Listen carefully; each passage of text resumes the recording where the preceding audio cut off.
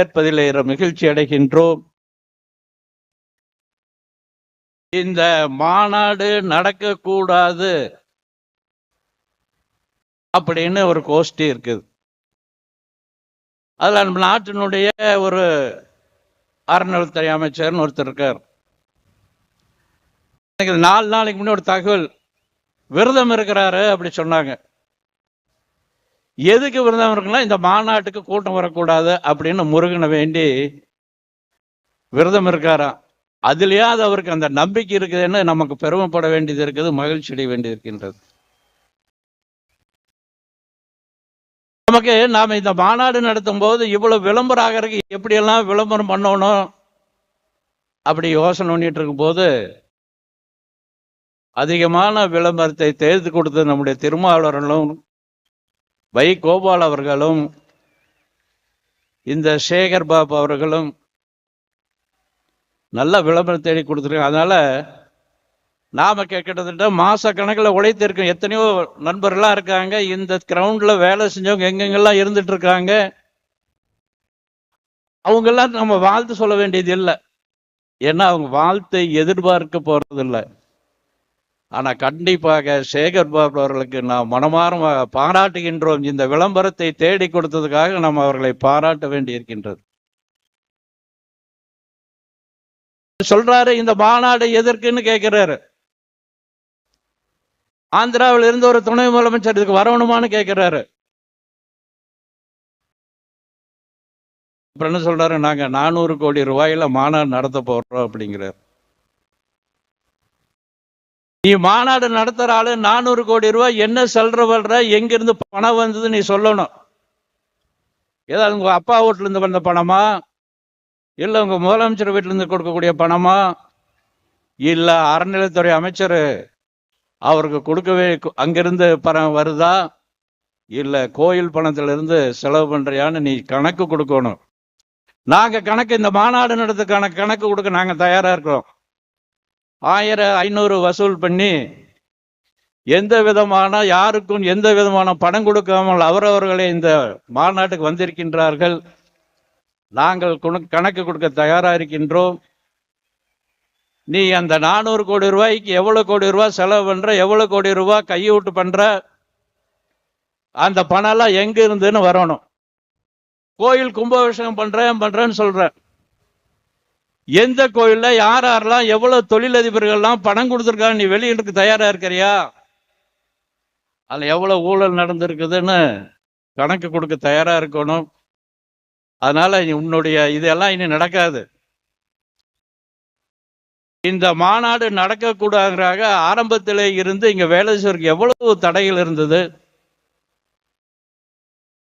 எப்படி சென்னிமலையிலே வந்து சென்னிமலையை மாத்துவோம், கிறிஸ்துவ மலையாக மாத்துவோம்னு சொன்னாங்களோ, அன்னைக்கு இந்த முருகருக்கு கோபம் வந்தது. தமிழ்நாட்டிலே ஒரு மாற்றத்தை ஏற்படுத்த வேண்டும் என்று சென்னிமலையிலே ஆரம்பித்து திருப்பரங்குன்றத்திலே எப்படியெல்லாம் இவங்களை வரவில்லாமல் பார்க்க வேண்டும், சென்னிமலை போல் திருப்பரங்குன்றம் வந்துருவாங்கன்னு மிரட்டி பார்த்தார்கள் காவல்துறை. நம்முடைய முருக பக்தர்கள் அதையெல்லாம் உடைத்து நீதிமன்றத்திலே நீதி வென்றது. அவங்க கொடுத்த 1 மணி நேரத்திலே கிட்டத்தட்ட 50,000 மக்கள் ஒரு இடத்துல சேர்ந்து மிகப்பெரிய சாதனை படைத்தார்கள். திருப்பரங்குன்றத்தில் எப்படியோ இவங்க கூட்டத்தை சேர்த்து போட்டாங்க. எப்படி சேர்ந்தாங்கன்னு இன்னும் அவங்க காவல்துறையும் மந்திரிகளும் கூட்டம் போட்டு ஆலோசனை பண்ணிட்டு இருக்காங்க. எப்படியாவது இந்த முருக பக்தர் மாநாட்டுக்கு இந்த கூட்டத்தை சேர்த்தக்கூடாதுன்னு ஆரம்பத்தில் நம்ம கட்டுப்பாடு. எங்க அருங்காட்சி வைக்கிறீங்க, எங்க 6 பக்கம் வீடு வைக்கிறீங்க, ஒன்றும் வைக்கக்கூடாது, எந்த வேலை செய்யக்கூடாதுன்னு ஒவ்வொரு வண்டியினுடைய ஸ்டாண்ட்லையும் ஒவ்வொரு கிராமங்களையும் போய் வண்டி எல்லாம் போகக்கூடாது, நீ போயிட்டு வந்தா வண்டி மேல கேஸு போடணும், ஒவ்வொரு வண்டியும் மிரட்டி இங்க வேலை செய்யக்கூடியவர்கள் எல்லாம் மிரட்டி கடைசியா நாம நீதிமன்றம் சென்று நீதி வென்றது. அது போச்சு, இதுதான் போச்சு. அருங்காட்சியில சரியான கூட்டம் வந்துட்டு இருக்கு. ஒரு நாள் ஒன்று கிட்டத்தட்ட 7 நாளும் 7 லட்சம் மக்கள் வந்திருக்காங்க. நம்முடைய கணக்கு, போலீஸ்களுடைய கணக்கு. எப்படியாவது இது அங்கங்க வண்டியில நிறுத்தி ஆகணும் முயற்சி பண்ணாங்க. அதுக்காக நம்ம நீதிமன்றம் சென்றோம். நீதிமன்றம் வென்றது. இன்னைக்கு கடல் அலையாங்கிற சொல்லக்கூடிய அளவில் இங்கே கூட்டம் சேர்ந்திருக்கின்றோம். அவர்கள் திரும்ப அந்த அறநிலைத்துறை அமைச்சர் சொன்னது, இது அரசியல் மாநாடு, சங்கைகள் கடத்தக்கூடிய மாநாடு, அப்படிதான் சொன்னாங்க. நாம திரும்ப சொன்னோம், இது முருக பக்தருடைய மாநாடு, இந்து முன்னணி அரசியல் கட்சி இல்ல. திரும்ப சொன்னோம்.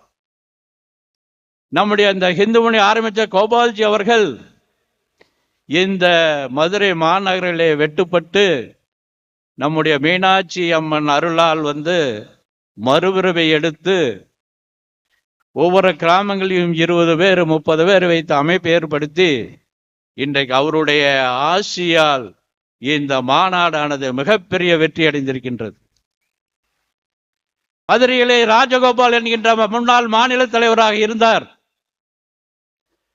வேலூரிலே விநாயகர் சதுர்த்தியை நடத்திவிட்டார். இந்த முஸ்லீம் இருக்கக்கூடிய ஏரியாவிலே விநாயகர் சதுர்த்தியை நடத்திவிட்டார் என்று வீட்டிலே அந்த பேப்பர் படித்து கொடுத்த ராஜோல் அவர்களை படுகொலை செய்யப்பட்டு, இது மாதிரி தமிழ்நாட்டிலே இந்து முன்னணி வரலாற்றிலே பல்வேறு தியாகம் செய்திருக்கின்றார்கள். எப்படிலே மூத்த பிரச்சாரங்களை இந்த சைடில் உட்கார்ந்து நம்ம பேரு சொன்னோமோ, இது மாதிரி நிறைய தியாகம் உயிரிழப்பு கொடுத்திருக்காங்க. இவர்கள் மூலியமாக தமிழ்நாட்டிலே பெரிய ஆன்மீகம் இன்று வளர்ந்து கொண்டிருக்கின்றது. இன்னும் வருகின்ற மாற்றம் வரும். நமக்கு கோர்ட்ல சொல்றோம், இந்த மாநாடு அரசியல் பேசப்படும் என்று. நாங்க அரசியல் பேசல. இது முழுக்க 100% அரசியல் மாநாடு, அரசியல் இல்லாத மாநாடு. அனைத்து கட்சிக்கு நம்ம அழைப்புதல் கொடுத்திருக்கின்றோம். எதிர்கட்சியுடைய தலைவர் எடப்பாடி பழனிசாமி அவர்களுக்கு நேரடியாக சென்று அழைப்புதல் கொடுத்தோம். அவரை நேற்றைக்கு வாழ்த்து சொல்லியிருக்கின்றார்.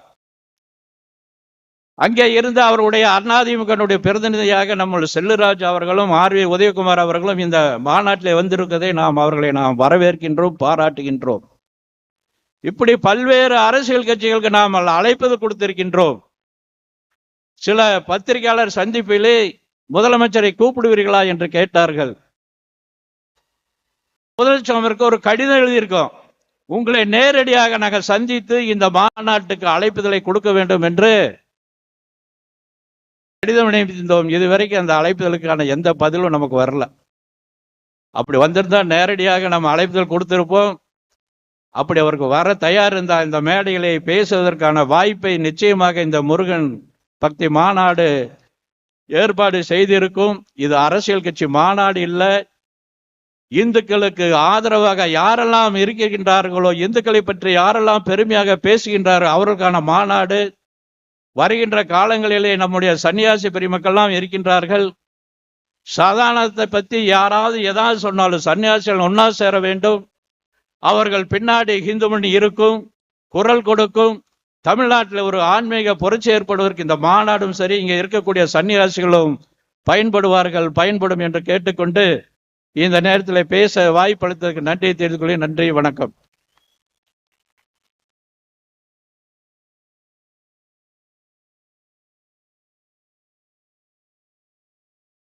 கொஞ்சம் அந்த பக்கம் இன்னும் கொஞ்சம் பெரிய கூட்டம் அங்கே நிற்குது. இன்னும் பின்னாடி சேரெல்லாம் நிறைய இருக்கு. நம்ம சகோதரர்கள் அங்கே பணியாற்றக்கூடிய நம்முடைய தன்னார்வலர்கள் அத்தனை பேரும் கொஞ்சம் முயற்சி பண்ணி இந்த பெட்டியில் இருக்கக்கூடிய பெட்டிக்கான நபர்கள், பெட்டியை பாதுகாக்கக்கூடிய நபர்கள் எல்லாம் கொஞ்சம் உடனடியாக அந்த பகுதியை நகர்த்தி விடணும். வருகின்ற கூட்டத்தை எல்லாம் கொஞ்சம் நகர்த்தி விட்டா, அங்கே நிறைய பேர் இங்கே நிற்கிறீங்க, தயவு பண்ணி முன்பக்கம் வர்றதை விட பின்பக்கம் போனால் அங்கே நிறைய உட்கார்ந்து பார்க்கலாம். இன்னும் வெவ்வேறு விஷயங்கள் இருக்கு, வெவ்வேறு தலைவர்கள் பேசியிருக்காங்க. நாம் எல்லாரும் மகா ஆரத்தி காண்பிக்கின்ற வரைக்கும் இந்த நிகழ்ச்சியில முழுமையாக கலந்து கொள்ள வேண்டும். அதனால நாம எல்லாரும் கொஞ்சம் ஒத்துழைப்பு கொடுத்தா நல்லது.